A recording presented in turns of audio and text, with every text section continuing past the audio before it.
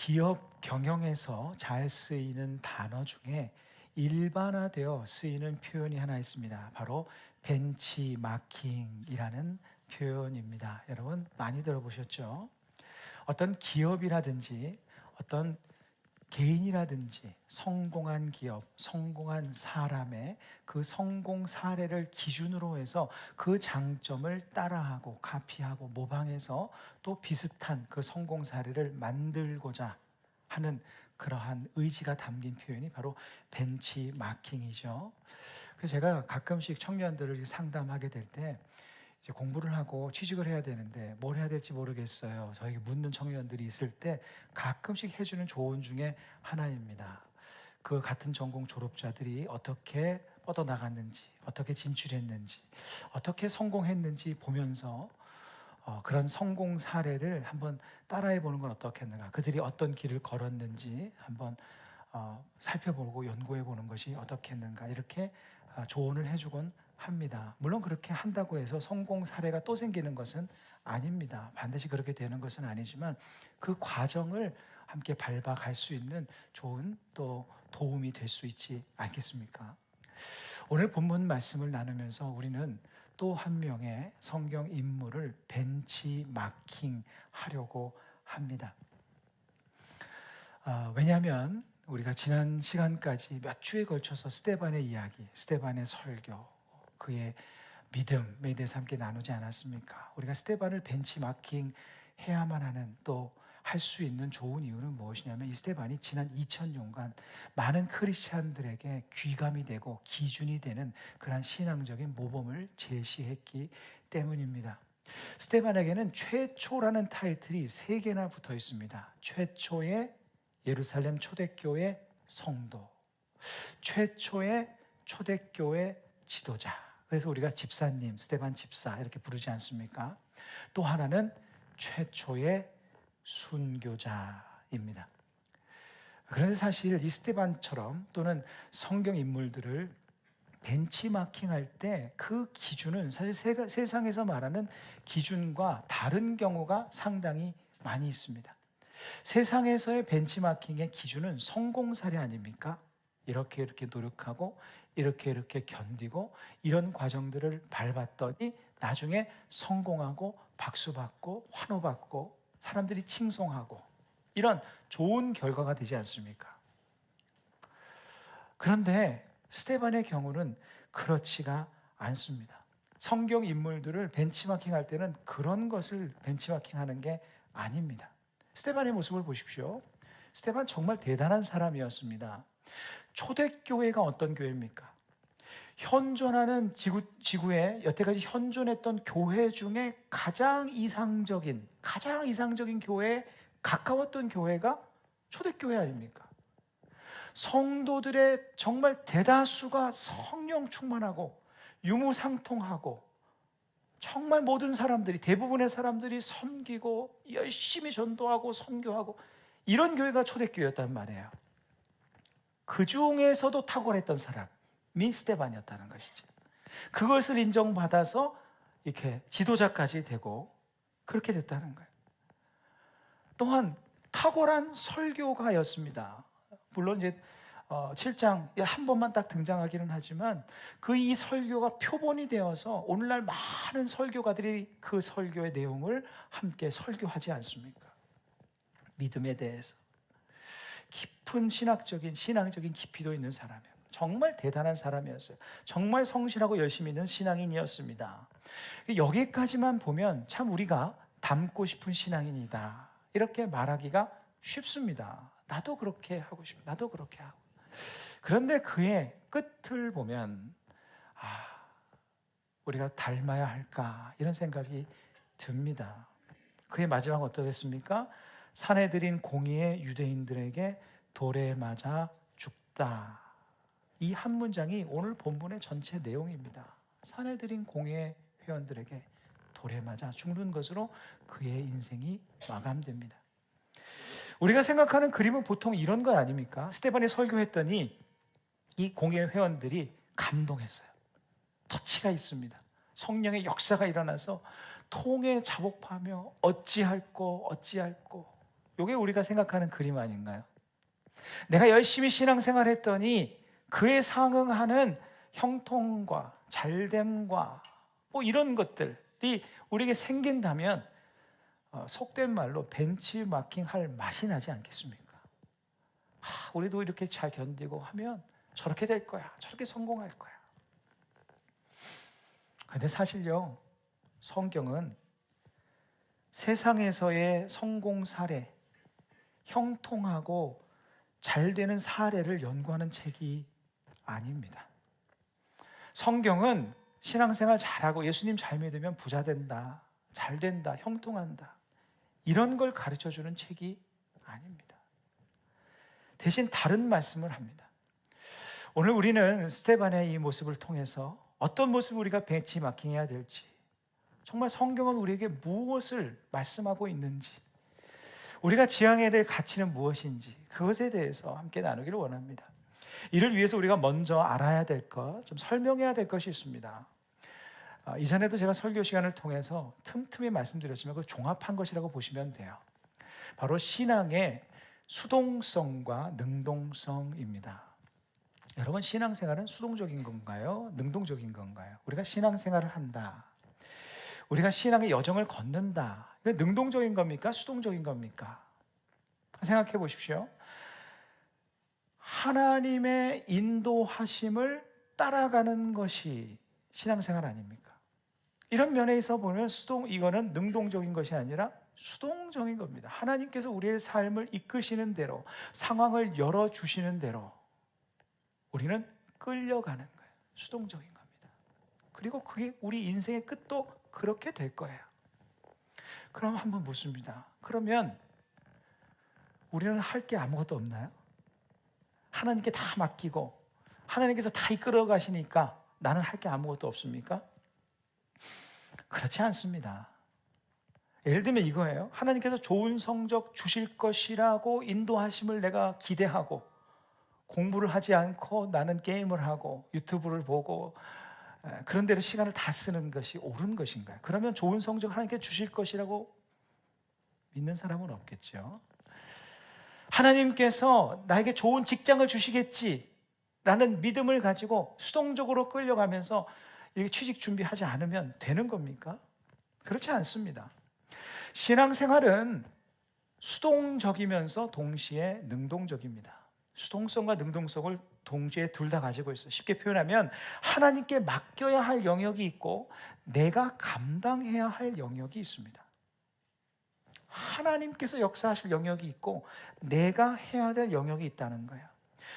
하나님의 섭리를 따라 우리를 구원하시고 하나님께서 인도하시고 하나님께서 상황을 주관하시고 하는 것은 다 하나님의 영역입니다. 이 부분을 하나님 앞에 맡겨야 되는 거예요. 하나님께서 인도하시는 대로 수동적으로 이끌려갈 수밖에 없습니다. 내가 아무리 노력해도 열리지 않는 상황이 있어요. 아무리 노력해도 되지 않는 것이 있습니다. 십자가 구원은 내가 노력한다고 되는 게 아니에요. 하나님께서 주시는 믿음은 내가 노력한다고 얻어지는 것이 아닙니다. 하나님의 은혜로 주어주시는 거예요. 하지만 동시에 무엇이 있어야 되는가? 그 주님의 은혜, 내게 주신 그 은혜에 반응하며 사는 것, 그 주님을 더 뜨겁게 사랑하며 사는 것, 믿음의 가치를 선택하고 순종하고 신앙을 따라 살아가기로 결단하고 그 삶을 살기 위해 몸부림치는 것은 우리가 해야 될 일이라는 거예요. 스데반의 경우를 보면 그렇죠. 믿음대로 살아가고 전도하고 선교하고 하나님 말씀을 전하고 헌신하고 또 설교하고, 그것은 그가 능동적으로 감당해야 될 삶의 영역이었습니다. 그 결과로서 주어지는 삶의 상황, 그가 최선을 다했는데 주어지는 삶의 상황인 그 순교는 하나님께서 결정하신 겁니다. 여러분, 내가 순교하고 싶다고 그렇게 하나님의 영광을 위하여 순교할 수 있는 것이 아닙니다. 모든 생명의 권한은 하나님께 있는, 사내들인 공의회 회원들이 그를 죽인 것이 아니라 하나님께서 허락하신 것이에요. 그 영역은 하나님께만 맡길 수 있는 거예요. 보십시오. 똑같은 내용의 설교를 똑같은 대상에게 이미 먼저 했던 사람이 있었어요. 베드로입니다. 우리가 함께 나누지 않았어요? 똑같은 내용이에요. 워딩만 좀 다를 뿐이지 똑같습니다. 하나님께서 우리와 함께 하시고 어디서나 함께 하시고 율법으로 구원받는 것이 아니라 하나님의 은혜로 구원받아 십자가의 은혜로 구원받아 똑같은 얘기를 했어요. 그런데 베드로는 살았단 말이에요. 똑같은 대상이었는데 그냥 매를 맞고 그들은 풀려났습니다. 하나님께서 맡기신 일이 있었다는 것이죠. 그러나 스데반은 같은 내용의 대상을 같은 대상에게 했음에도 그 자리에서 순교하게 되었습니다. 그러므로 우리는 믿음을 이렇게 정의해야 됩니다. 두 가지로. 첫 번째, 나의 상황과 내 삶의 열매와 결과를 하나님 앞에 맡기고 수동적으로 끌려가는 삶, 그것도 믿음입니다. 또 하나의 정의는 무엇인가? 그런 상황 속에서라도 오로지 하나님을 끊임없이 바라보고 지치고 힘들어도 끊임없이 하나님께 기도하고 하나님의 말씀에 순종하고자 몸부림치는 그 삶, 하나님의 말씀 묵상하는 일을 게을리하지 않는 그 능동적인 신앙생활 또한 믿음인 것이죠. 초대교회 성도들은 이 두 가지 믿음의 내용을 가지고 살았어요. 우리 사도행전 4장에서 함께 나누지 않았습니까? 사내들인 공회에 잡혀갔다가 매맞고 돌아온 그 제자들과 함께 기도했던 그 기도의 내용, 사도행전 4장 29절에서 30절 말씀입니다. 주여, 이제도 그들의 위협함을 굽어보시옵고 또 종들로 하여금 담대히 하나님의 말씀을 전하게 하여 주시오며 손을 내밀어 병을 낫게 하시옵고 표적과 기사가 거룩한 종 예수의 이름으로 이루어지게 하옵소서 하더라. 이것은 이런 기도입니다. 세상은 흉흉하고 너무나 상황은 힘들지만 이 모든 것이 하나님의 섭리 안에 있음을 믿습니다. 다만 이 상황에서도 우리가 해야 할 일들을 잘 감당할 수 있도록, 믿음을 지킬 수 있도록 도와주옵소서. 이렇게 기도한 거예요. 여러분, 성도는 내 삶의 결과와 상황은 하나님 앞에 맡기고, 수동성이죠. 어떤 상황 속에서도 믿음으로 살아갈 수 있도록, 그 상황을 믿음으로 견디며 믿음으로 지날 수 있도록 믿음의 삶에 매진하는 삶, 그것이 성도의 삶이에요. 여기서 한 가지 주목할 기도의 내용이 있는데 여기에 그들의 믿음의 내용이 담겨 있습니다. 방금 읽었던 29절 전반절입니다. 주여, 이제도 그들의 위협함을 굽어 보시옵고. 굽어 보시옵고. 이미 우리가 나눴던 단어죠. 에페이돈이라는 단어는요, 이 문맥에 맞게 해석하면 이렇습니다. 아무리 우리가 위협적인 상황에 있어도 하나님께서 우리를 감찰하여 주옵소서. 쉽게 말하면 하나님께서 우리를 보시옵소서. 이런 기도예요. 근데 여러분, 이 기도의 내용이 조금 이상한 건 아닙니까? 하나님, 그들의 위협함을 막아주시옵고라든지 그들의 위협함을 없애주시옵고라든지 그의 위협함으로부터 우리를 구원해 주시옵고, 이렇게 기도할 수 있는데 그렇게 기도하지 않고 그들의 위협함을 보시옵고 라는 거예요. 왜 그렇게 기도했을까요? 막아주시옵고 없애주시옵고, 이건 하나님께 다 맡기겠다는 겁니다. 그들은 하나님께서 모르면 모르지만 하나님께서 우리를 알고 계시기 때문에 어련히 알아서 우리를 죽기까지 사랑하시는 그분, 우리를 향한 그 놀라운 계획을 가지고 계신 그분께서 선하신 뜻 가운데 우리를 인도하실 것을 하나님 앞에 다 맡겨드리는 거예요. 우리를 도와주시고 상황을 이렇게 만들어주시고 이건 다 하나님께 맡겨드린 거예요. 하나님께서 우리를 굽어보시면 우리는 그것으로 만족합니다. 세상 사람들이 알지 못해도 하나님께서 나를 알아주시면 그것으로 되었습니다. 그들에게는 하나님의 계획과 하나님의 판단하심과 하나님의 인도하심과 무엇보다 자신들을 사랑하시는 그 사랑하심에 대한 신뢰가 있었다는 거예요. 그러니까 하나님께 이래라 저래라 이렇게 저렇게 그렇게 기도할 수 있지만 그들의 믿음은 무엇이었는가? 그들의 믿음의 그 중심에는 하나님께 모든 것을 맡겨드려요. 하나님, 우리를 보고 계시죠. 아빠 나를 보고 있지? 아이가 아빠가 나를 보면 그냥 믿는 겁니다. 어련히 알아서 도와주겠지. 어련히 알아서 나를 보호해 주시겠지. 어련히 알아서 가장 사랑한 나를 사랑하는 그 부모가 나를 가장 좋은 길로 도와주겠지. 이런 믿음이 그들에게 있었다. 나를 구원하시든 아니면 다른 길로 인도하시든 그건 하나님 앞에 맡겼다. 크리스찬은 이 믿음 가지고 살아가는 사람들입니다. 때로 우리가 외로운 길을 살고 괴로운 삶을 살아도 하나님께서 굽어보시면, 하나님께서 내 마음을 아시고 하나님께서 내 사정을 다 아시니 하나님의 사랑과 지혜와 하나님의 판단과 선하신 뜻을 나는 믿습니다. 이 믿음으로 사는 사람들이 성도요 그리스도인이에요.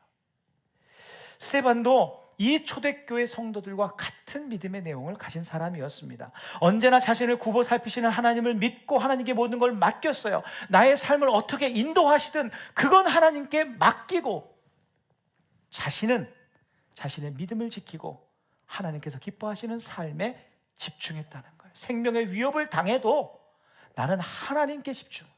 내 삶이 위태하고 위기 속에 있어도 나는 하나님께서 기뻐하시는 삶, 그 삶을 살아가겠다. 바르게 하나님께서 기뻐하시는 그 길을 고집하며 타협하지 않고 게으르지 않고 살아가겠다. 손해를 본다 할지라도 하나님께서 기뻐하시는 그 삶을 선택했다. 그것이 스데반의 삶이었습니다.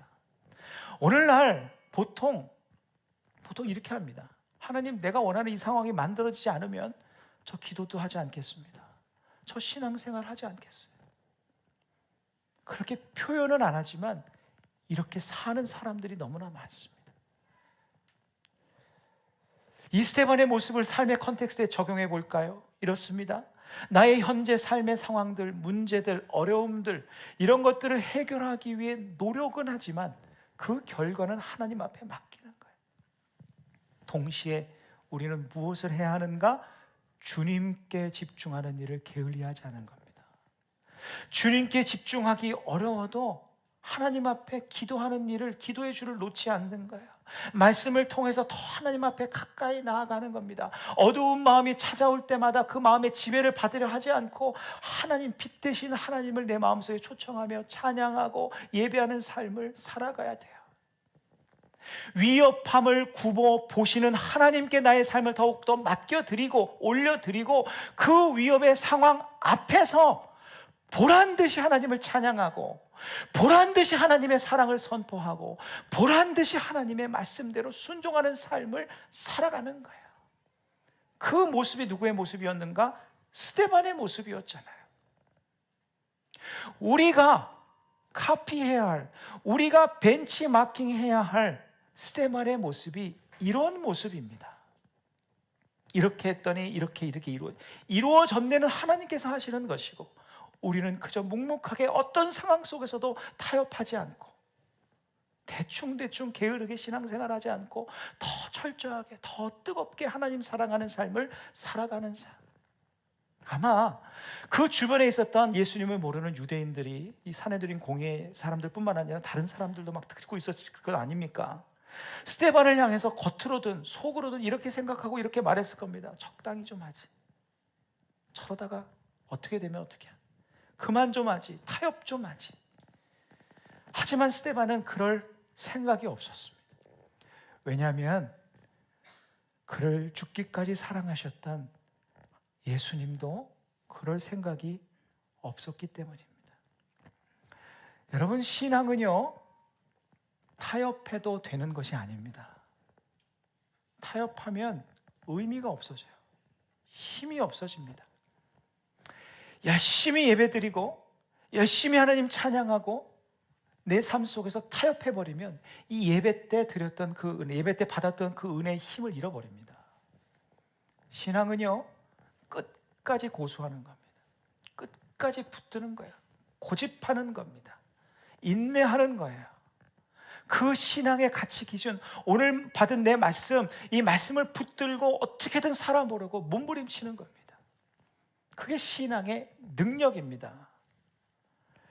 요즘에 인공지능 AI 무인 자동차가 활성화됐잖아요. 이게 활성화된 지 얼마 안 됐습니다. 제가 들어보니까 그런 자동차를 이렇게 이용하신 분들이 있더라고요. 그런데 이것을 개발할 때, 프로그래밍 할 때 하나의 풀기 어려운 난제가 있었다고 합니다. 그러니까 이걸 프로그래밍하면 상황에 따라 대처하는 능력까지 이제 집어넣어야 되지 않습니까? 예를 들면 빨간불이면 멈추고 파란불이면 가야 되고, 여기서는 뭐 레인을 바꿔야 되고, 뭐 이런 것들을 다 해야 되지 않습니까? 상황 판단인데, 이게 위험 상황에 대한 판단 능력을 이걸 어떻게 할 것인가 프로그래밍을 해야 되는데, 이런 질문이 있었답니다. 한 그 차주를 태운 무인 자동차가 운전하라고 이제 그 탑승만 한 것이죠. 사람을 태우고 65마일의 속도로, 그러니까 한국으로 하면 100km 정도 되는 거죠. 속도로 달려가고 있는데 갑자기 10명의 사람이 앞에 우르르 탁 튀어나온 겁니다. 그 상황 속에서 이 차는 어떻게 판단을 해야 될까?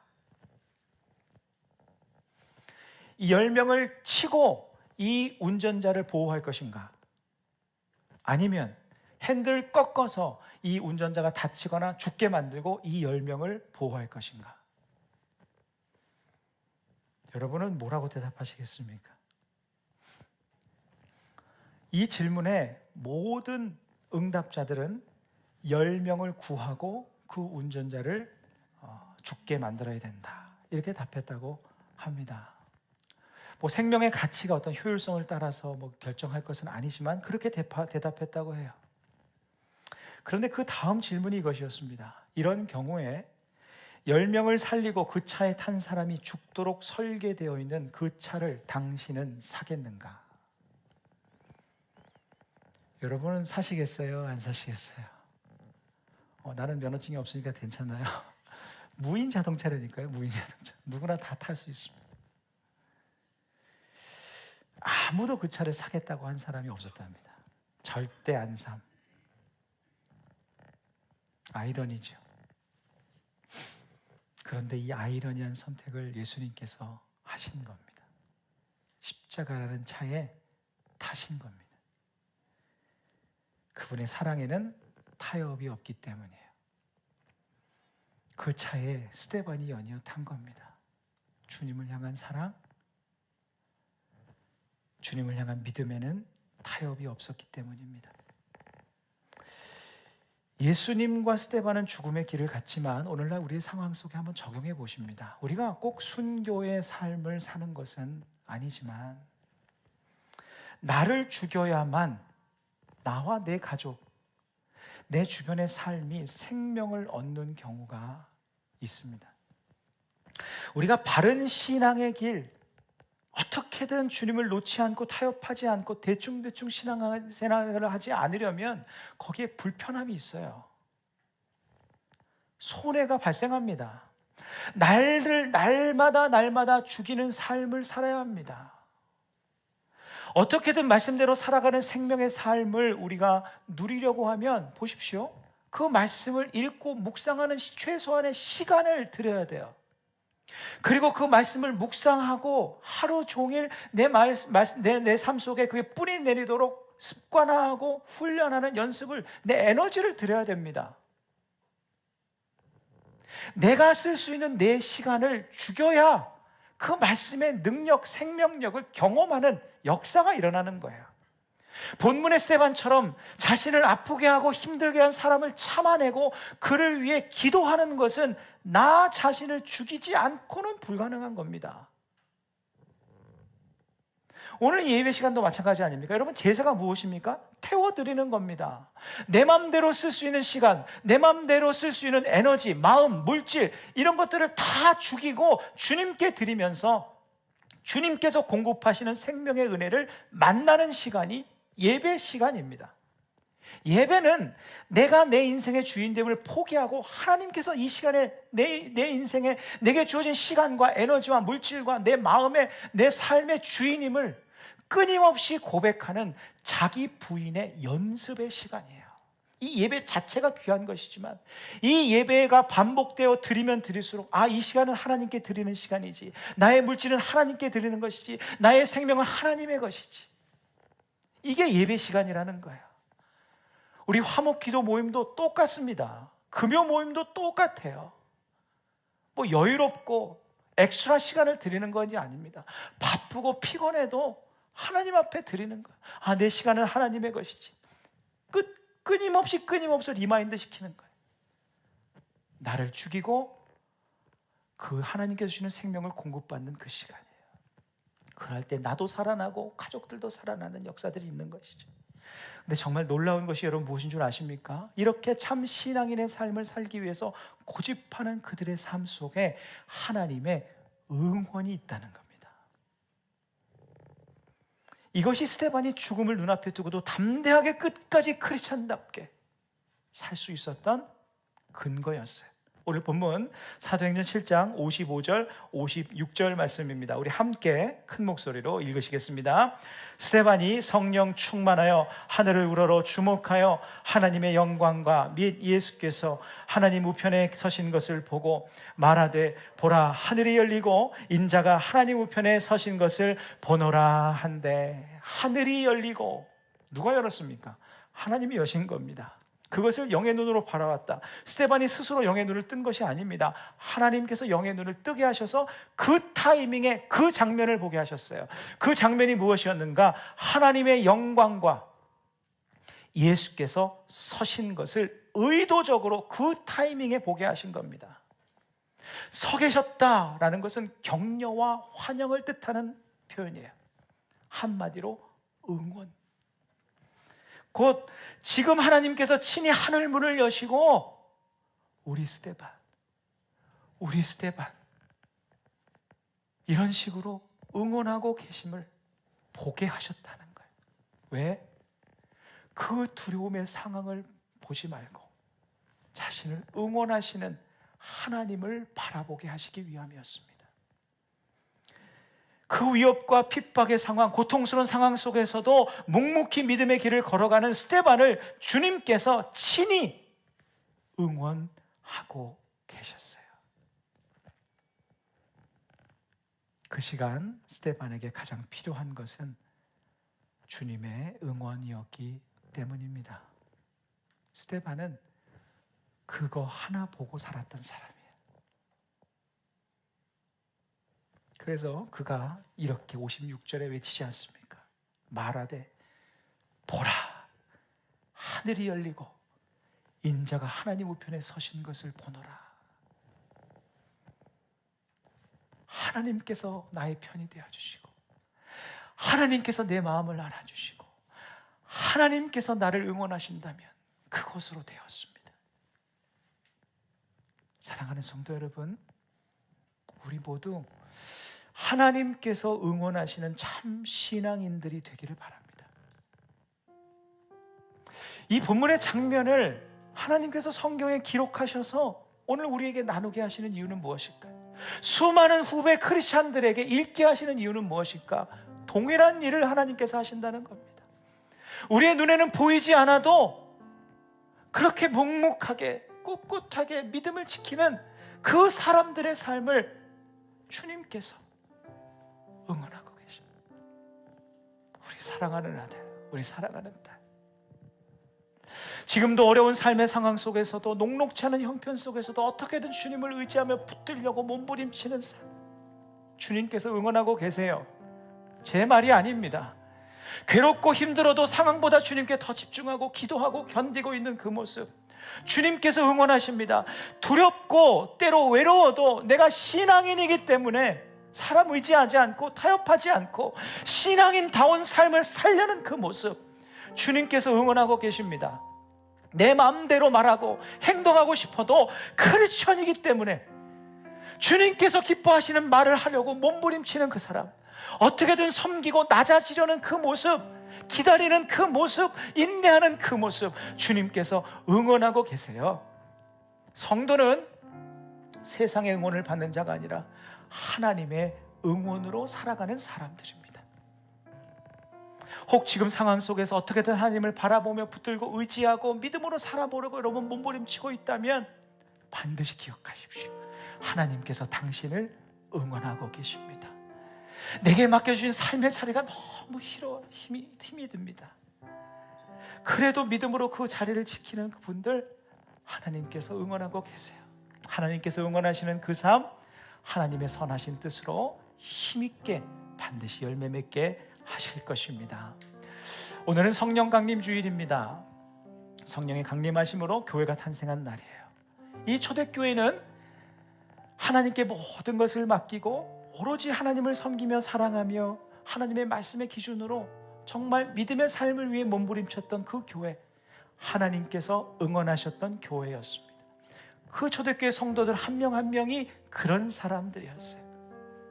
우리가 벤치마킹 해야 될 그 모습 아니겠습니까? 모든 삶의 상황을 하나님 앞에 맡겨드리고 나는 나를 향하신 그 주님의 사랑을 신뢰하며 그 주님을 의지하고 주님께 더 가까이 나아가는 그 삶에 애쓰는, 그래서 하나님께서 응원하시는 우리 교회, 그리고 우리 교회 성도님들 한 분 한 분이 되기를, 그런 교회들이 되기를 간절히 소망합니다.